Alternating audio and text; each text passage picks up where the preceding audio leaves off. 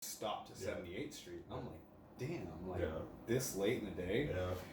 And then the COVID hit, and then it was free flowing. Don't help either. Yeah, exactly. In the middle of the day. That happens way more often than it should. I mean, I'll be on my boat and tell Dom, I'm leaving. I'll be home in a few minutes, and I come around the corner by Taco Bell. I'm like, well, add 20 minutes to that because everybody's parked waiting on the bridge lift. So you guys are on Hayden Island? Is that where it's at? Our floating house is on Hayden Island. Yeah. So we have a floating house that the boat goes inside. It's really hard to describe. It's truly a Portlandia kind of thing. But it's a big steel building that's got roughly the size of this room, maybe a little bit bigger. It's 800 square foot loft, studio loft. It's like a barn for your boat. It's a barn-dominium basically, but it's a floating barn-dominium. And then we've got down in the bottom, we've got a 60-foot deep well with a 24-foot tall door for the boat to go inside. Oh, nice. So you open the door and your boat's floating right there in front of you, and then you go upstairs and there's a living area, and then up another set of stairs and there's a rooftop deck.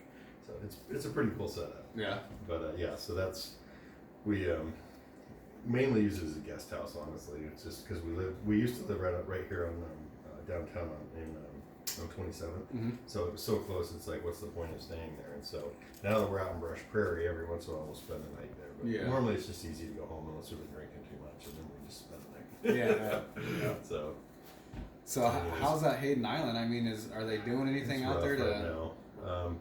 The neighbors are getting really aggressive, like neighborhood watches and stuff, but it's, businesses are closing, and it's just, last night, we went there I hadn't been down there a weekend to go water the plants, so, but just driving, I saw like 8, there were pairs of 2, guys, like blatantly homeless, drug related. I mean, it's just, it's bad, because it's the bastard Levi. child of Portland. I Levi. mean, for a while we had no Levi. police, and then after some serious recruiting, now we have 1 full-time police officer, but it's not enough for guys. I mean, like, you see them rarely. Yeah. And it's sad. It's just, it's terrible that it's gotten that way. But they talk amongst themselves, and they know, that's the place to go. So you saw the sunken ships. They finally got those cleaned up and moved away. It cost them over $1 million. And the funny thing is, I mean, we all knew it, the boating people, but. We were at a meeting in the Coast Guard. The guy he's the liaison with the Coast Guard, with all the crews that were working on it. So he was first-hand information. And he said when they raised the tugboat,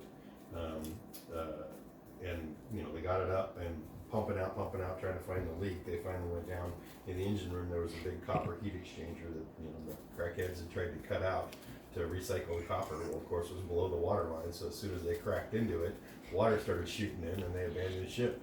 So now that one was not bad. That one was only like $400,000 to lift. Yeah. Because it was down here. But the Alert, which was the bigger one, they had to bring that giant crane in from Seattle, and that cost an insane amount of money. And again, same thing. They cut something to try to recycle it under the water line. Yeah. So now the Oregon taxpayers got stuck with $1.5 million bill.